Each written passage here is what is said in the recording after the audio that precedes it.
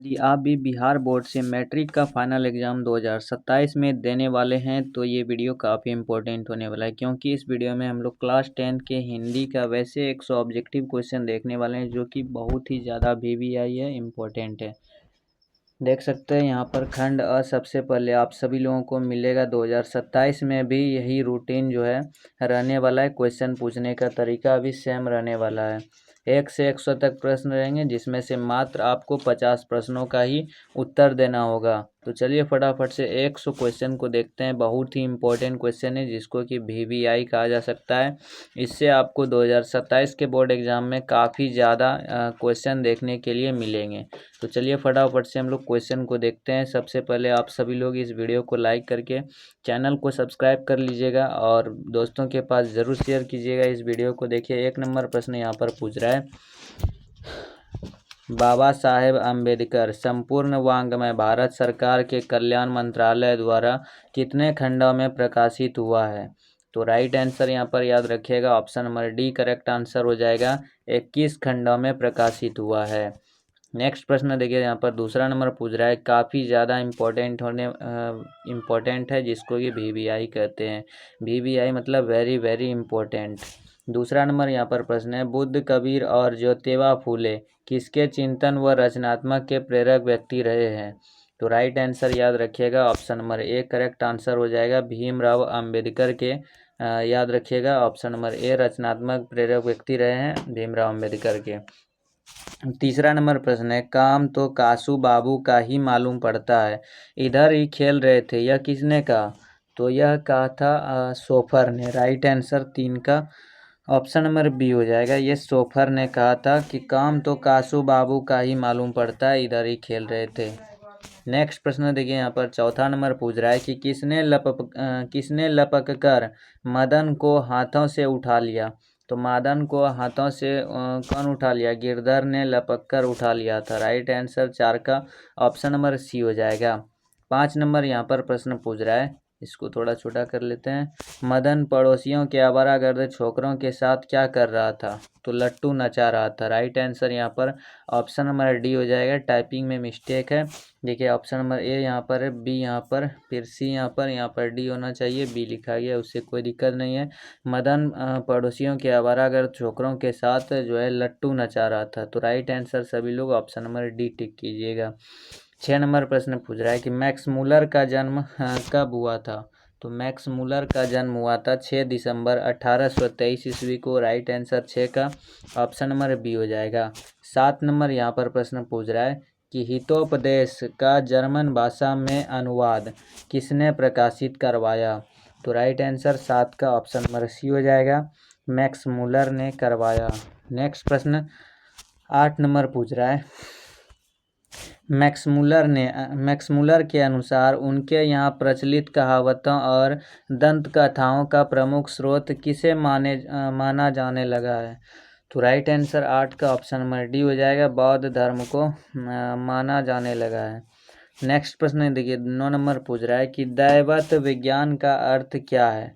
तो दैवत विज्ञान का अर्थ है देव विज्ञान। राइट आंसर 9 का ऑप्शन नंबर ए बिल्कुल सही जवाब हो जाएगा। दैवत विज्ञान का अर्थ है दैव विज्ञान। नेक्स्ट प्रश्न 10 नंबर पूछ रहा है कि चारु चंद्रलेख किनकी रचना है? तो चारु चंद्रलेख हजारी प्रसाद द्विवेदी की रचना है। राइट आंसर 10 का ऑप्शन नंबर बी हो जाएगा। नेक्स्ट प्रश्न 11 नंबर पूछ रहा है कि गौड़ देश के लोग कैसा नाखून रखना पसंद करते थे? तो गौड़ देश के लोग जो है बड़े बड़े नाखून रखना पसंद करते थे। राइट आंसर 11 का ऑप्शन नंबर सी हो जाएगा। नेक्स्ट प्रश्न 12 नंबर पूछ रहा है कि आदमी के नाखून क्यों बढ़ते हैं? लेखक से यह किसने पूछा? तो राइट आंसर यहाँ पर 12 का जो है ऑप्शन नंबर डी हो जाएगा। लेखक की छोटी लड़की ने पूछा था कि आदमी के नाखून क्यों बढ़ते हैं। नेक्स्ट प्रश्न 13 नंबर पूछ रहा है कि पुराने का मोह सब समय वांछनीय ही नहीं होता, यह किस शीर्षक पाठ की पंक्ति है? तो तो राइट आंसर 13 का ऑप्शन नंबर बी हो जाएगा। ये नाखून क्यों बढ़ते हैं, इस पाठ की पंक्ति है।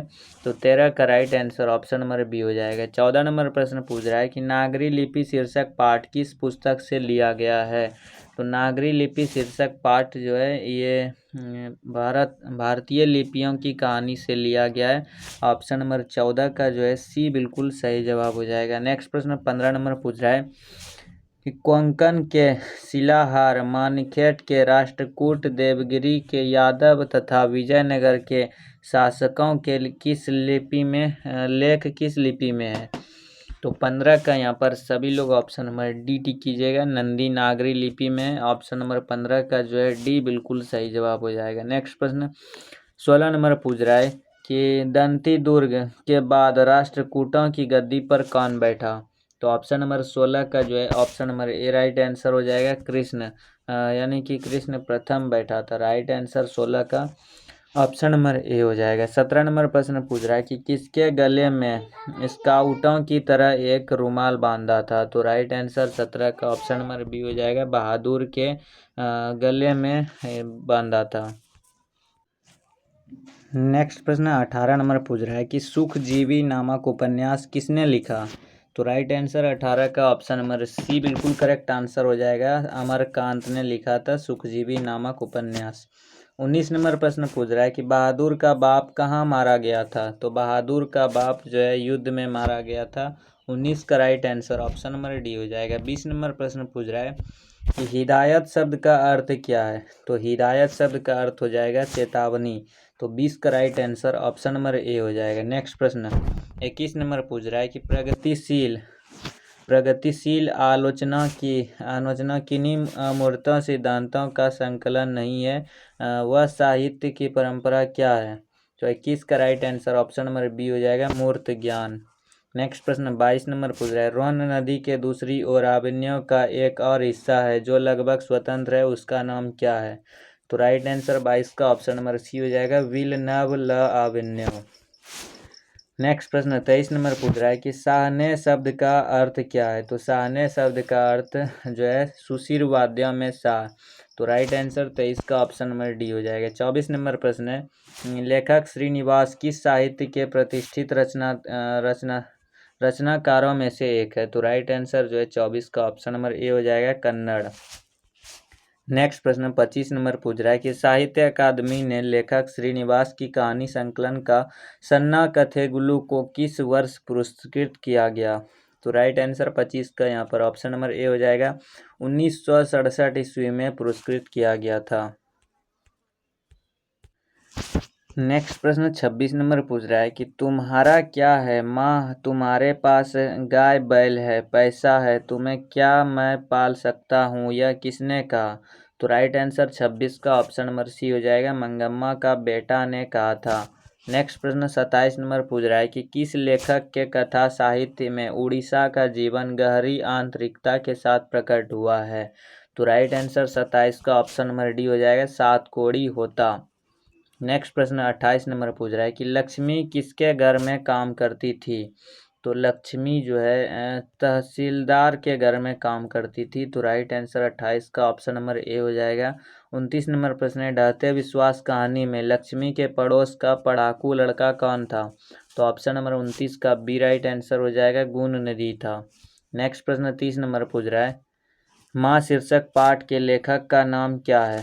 तो माँ शीर्षक पाठ के लेखक का नाम है ईश्वर पेटलीकर। राइट आंसर 30 का ऑप्शन नंबर सी हो जाएगा। 31 नंबर प्रश्न पूछ रहा है कि माँ जी लोगों को अस्पताल के लिए किसकी उपमा देती थी। तो राइट आंसर 31 का ऑप्शन नंबर डी हो जाएगा, कैद खाने की उपमा देती थी।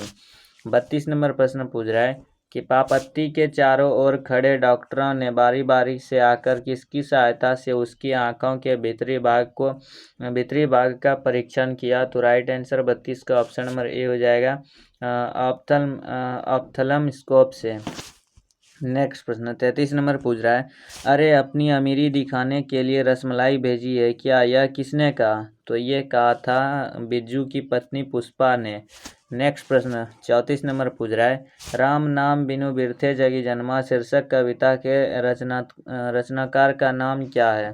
तो 34 का राइट आंसर यहाँ पर ऑप्शन नंबर सी हो जाएगा, गुरु नानक है।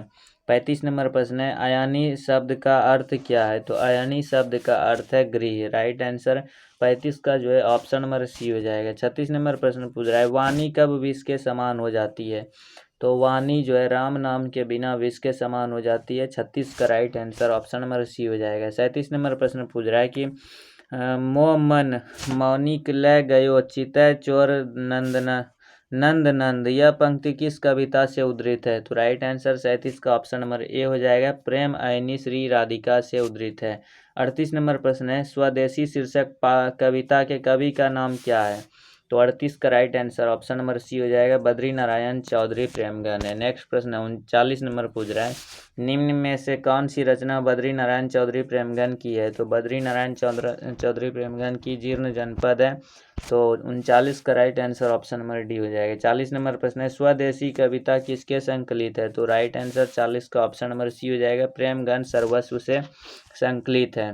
41 नंबर प्रश्न है सुमित्रानंद पंत उत्तरांचल के किस जिले के रहने वाले थे? तो राइट आंसर 41 का ऑप्शन नंबर बी हो जाएगा। अल्मोड़ा के रहने वाले थे।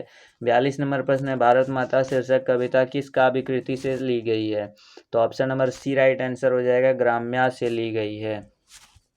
नेक्स्ट प्रश्न 43 नंबर पूछ रहा है कवि रामधारी सिंह दिनकर को किस रचना पर ज्ञानपीठ पुरस्कार प्राप्त हुआ?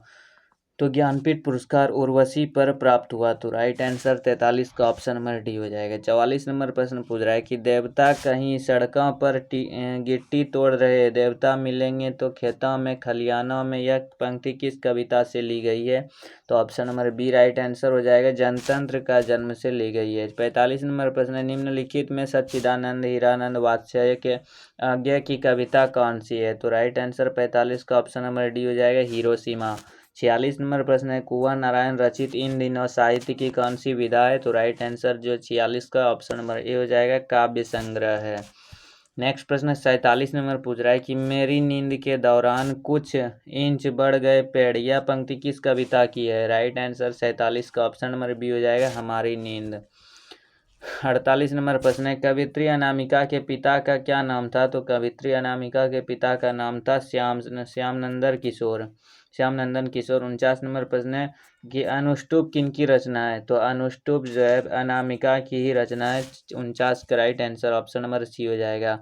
50 नंबर प्रश्न पूछ रहा है कि अक्षर ज्ञान शीर्षक कविता में बेटा ड को क्या समझता था? तो राइट आंसर जो है 50 का ऑप्शन नंबर सी हो जाएगा। ये माँ समझता था। नेक्स्ट प्रश्न 51 नंबर पूछ रहा है कि झरा पालक साहित्य की कौन सी विधा है? तो झरा पालक जो है ये काव्य है। राइट आंसर 51 का ऑप्शन नंबर डी हो जाएगा। 52 नंबर प्रश्न है मेरे बिना तुम प्रभु शीर्षक कविता किस कविता संकलन से ली गई है? तो right answer option number B हो जाएगा। लाइफ एंड सॉन्ग से ली गई है। 53 नंबर प्रश्न है जब मेरा अस्तित्व न रहेगा प्रभु तब तुम क्या करोगे यह पंक्ति किस शीर्षक कविता से ली गई है?